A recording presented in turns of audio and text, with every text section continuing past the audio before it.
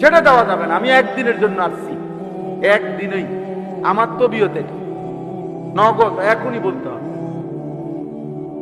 ছেড়ে দিলে হেরে গেলেন। 12 বছরের বাচ্চা, এক ওয়াক্ত নামাজ পড়ে না, এবার পারি না তো পারি না। আপনি চাচা ভাত খান কিনতেন, আকামলা মানুষ। একটা বাচ্চা আপন সন্তানকে আপনি নামাজ পড়াইতে পারেন না, আপনি দুনিয়াতে আসছেন কিনতেন? গোড়ার ঘাস কাটতে নিয়ে আসছেন। আপনি আসছেন দুনিয়া ভাত খাইতেন আর বিল্ডিং করতেন। আল্লাহ আপনারে মুসলমান বানাইছে, সোফা বানাইতেন আর খাট পালং আর ফার্নিচার বানাইতেন। হ্যাঁ, আমাদেরকে আল্লাহ তাআলা এই জন্য পাঠাইছে নাকি? কথা বলেন না কেন? তাইলে এক মুসলমান পিতার দায়িত্ব কি বিল্ডিং করে দেওয়া না সন্তানকে নামাজি বানানো? তো তাহলে কথা ছিল কি? আপনি করেন কি? আপনি কি করেন? এবার বসে বসা ছেলে মোবাইল টিপে আর টুটো করে ঘুরে, নারী দেখে, ছবি দেখে, অসভ্য। আর এবারে বয়স্ক লোক, তার লাইগা 12 লাখ টাকার সুদ কিস্তিতে বিদেশ পাঠাইবো তারে।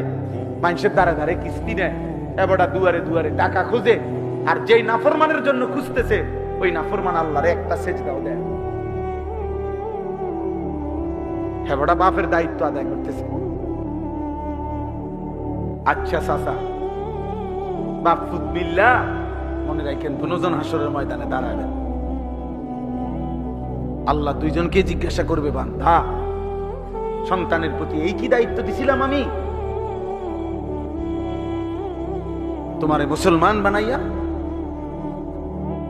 কথা ছিল এই, তুমি শুধু বাড়ি করে দিবা, বিয়া করাই দিবা, কিস্তিতে টাকা নিয়া বিদেশ পাঠাই দিবা, এই ছিল দায়িত্ব মুসলিম। তাহলে আপনার ছেলের নামাজের জিম্মাদার কে? আরেক দেশের হুজুর নাকি? বক্তা, মাহফিলের বক্তার দায়িত্ব আপনাদের প্রত্যেকের বাচ্চাকে নামাজি বানায় দেওয়া। এটা তাবিজ, এটা ফু দিলে হবে? এটা মেহনত করতে হবে, এটা মেহনত করতে হবে যথাযথ। ছেড়ে দিলে জীবনও, ফেলে রাখলে অযত্নে অবহেলায়, একটা লোহাও যদি মাটির উপরে ফেলে রাখে, কয়দিন পরে লোহাও মাটি হয়ে যায়। মাটি লোহা হয় না, কথা বুঝেন না? লোহা আর মাটি যদি ফেলে রাখে একসাথে, মাটির উপরে লোহা, তো মাটি কি হবে না, লোহা কি হবে? মাটি, লোহা মাটি হয়ে যাবে। তার মানে ফেলে রাখলে, অযত্নে ছেড়ে দিলে, একটা সুন্দর ফুটফুটে ছেলে, মুসলমানের সন্তান, একদিন নাফরমান হতে হতে, চরিত্রহীন হতে হতে, পচা দুর্গন্ধ ডাস্টবিনের ময়লা হয়ে যায়, জাহান্নামের কীট হয়ে যায়। আল্লাহ হেফাজত করে।